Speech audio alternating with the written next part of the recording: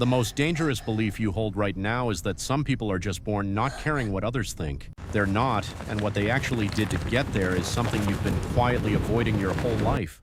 You've seen them, the person who says exactly what they mean in a room full of people waiting for permission, who takes the unpopular path without justifying it, who doesn't shrink when they're misunderstood. You've called it confidence, but there's a name for what's actually happening, and once you see it, you can't unsee it. Psychologists call it the sociometer, a built-in gauge in every human brain that constantly tracks social approval. It's not a flaw, it's survival software. From the time you were a child, fitting in meant safety, so your brain learned to scan every room, every glance, every reaction for data on how you're landing. You weren't taught to care what people think, you were built for it.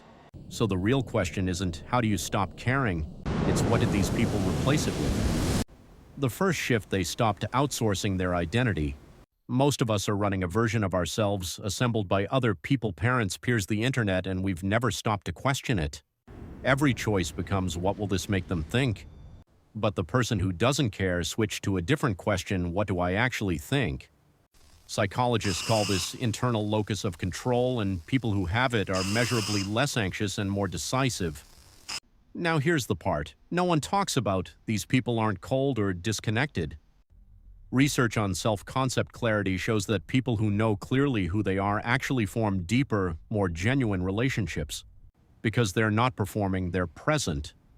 The person who doesn't need your approval is often the most real person in the room. The third shift is the hardest. They tested disapproval and survived it. Most people spend years engineering their lives to avoid ever being judged badly, so there's never any evidence they could handle it. These people found out the hard way, or the brave way, that disapproval doesn't actually take anything real from you. Here's the reframe: you don't stop caring what others think by becoming stronger. You stop when you finally decide that your own opinion of yourself is the only one that has to live with you every day. That's not a personality type, that's a decision. And if this hit differently than you expected, you're already closer than you think. Follow for more.